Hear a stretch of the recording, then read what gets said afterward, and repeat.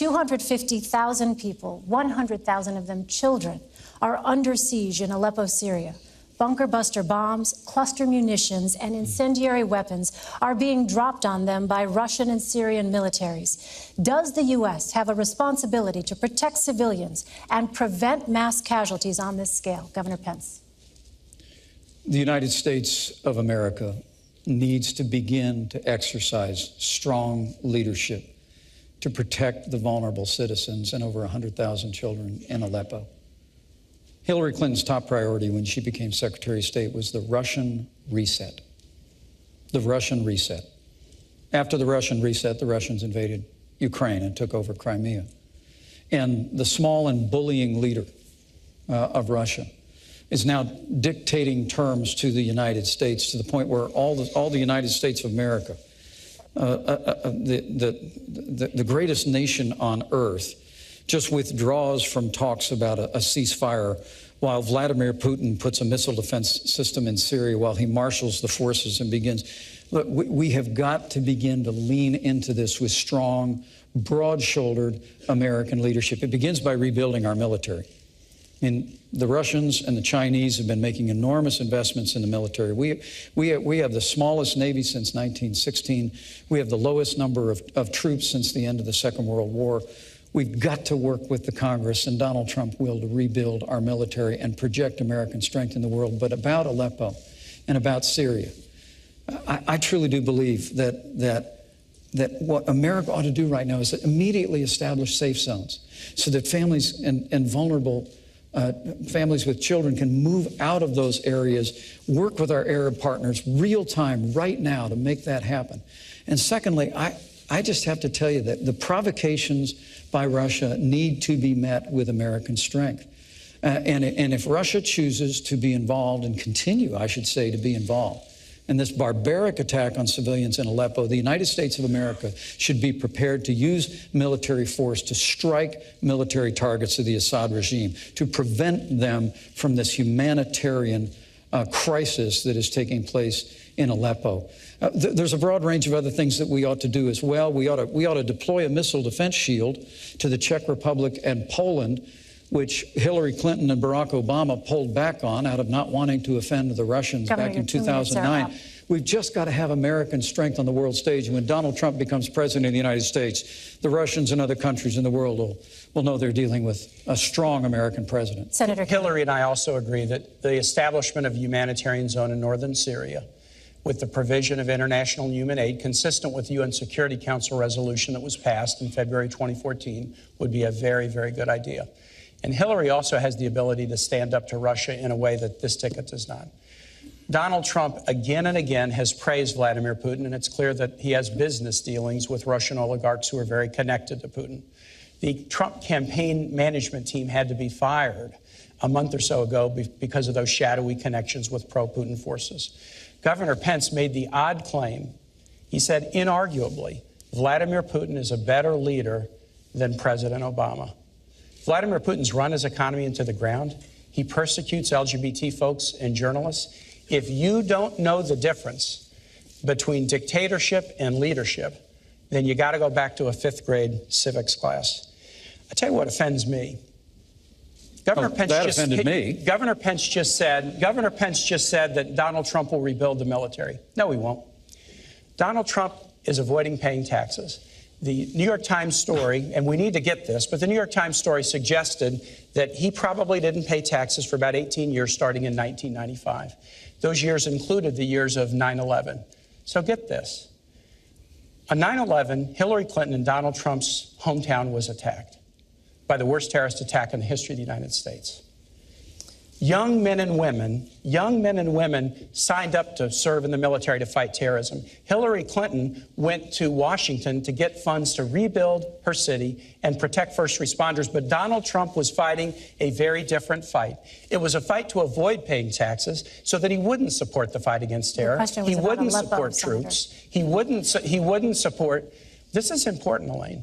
When a guy running for president will not support the troops, not support veterans, not support teachers, that's really important. And I said about Aleppo, we do agree. The notion is we have to create a humanitarian zone in northern Syria. It's very important. Governor Pence, you had mentioned no-fly zone. Where would you propose setting up a safe zone specifically? How would you keep it safe? Well, first and foremost, Donald Trump supports our troops. Donald Trump supports our veterans. He won't pay taxes. Donald Trump has paid all the taxes that he's... Do you not take deductions? Gentlemen, this How is does that work? about Syria. I'd like to ask But it is about our troops. Senator, honestly, it is about this, our troops. I understand why you want to change it. I understand why you want to change the subject. I understand why you want to change the subject. And let me be very clear on this Russian thing. The larger question here on Do you think Donald Trump is smart to not pay taxes? What we're dealing with is the, you know, there's an old proverb that says the Russian bear never dies, it just hibernates.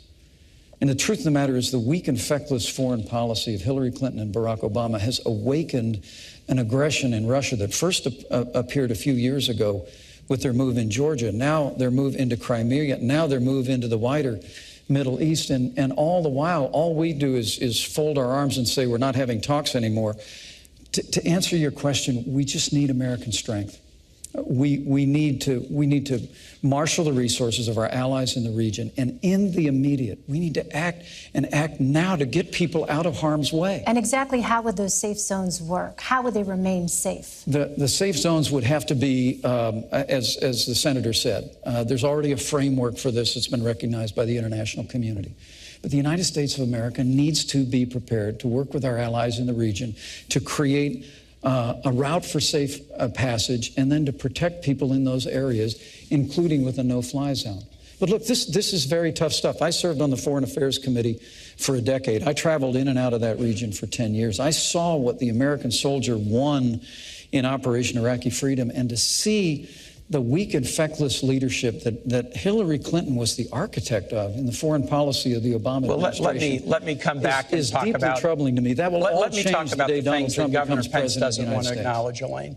He doesn't want to acknowledge that we stopped the Iranian nuclear weapons program. He doesn't want to acknowledge that Hillary was part of the team that got bin Laden. He doesn't want to acknowledge that it's a good thing, not a bad thing.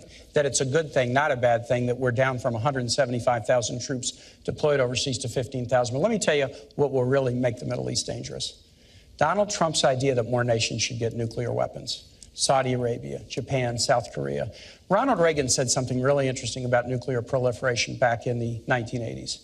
He said the problem with nuclear proliferation is that some fool or maniac could trigger a catastrophic event. And I think that's who Governor Pence's running mate is, exactly who President Reagan warned us about. Senator, that was even beneath you and Hillary Clinton, and that's pretty low. But do you think we should have more nuclear weapons in the world will make us safer?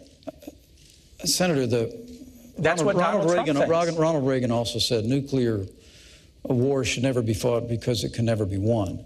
And the United States of America needs to make investments in modernizing our nuclear force for both deterrence Donald Trump's claim that more nations should get nuclear to our allies. But let me go back to this Iran thing. I mean, he keeps saying that that Hillary Clinton, who started the deal with the Iranians, prevented Iran from getting a nuclear weapon. That's what the Israeli head of the Joint Chiefs of Staff is saying right now. Well, that's not what Israel thinks. Gadi Eisenkot, you can go check it. You wouldn't necessarily know that. I know you boycotted Prime Minister Netanyahu's speech. No, I visited him in his office. I visited him in his office. You boycotted the speech. The point is, what this so-called Iran deal did was essentially guarantee. I mean, when I was in Congress, I fought hard on a bipartisan basis with Republican and Democrat members to move forward the toughest sanctions, literally in the history of the United States against Iran. And then Hillary used them. We were bringing them to heel, but the goal was always that we would only lift the sanctions if Iran permanently renounced their nuclear ambitions. Let me just mention one They have not, Elaine, let me finish a sentence. They have not renounced their nuclear ambitions, and when the deal's period runs out, there's no limitation on them obtaining weapons. That and the fact that they got $1.7 billion in a ransom payment. We need to talk about Russia very quickly, just astonishing to the American people. 6 times tonight, I have said to Governor Pence, I can't imagine how you can defend your running mate's position on one issue after the next. And in all 6 cases, he's refused to defend his running mate's. No, don't put words in my mouth. All right. If he's going to do that, you got to give him time. And yet, he is asking everybody to vote for somebody that he cannot defend. And I just think that should be underlined.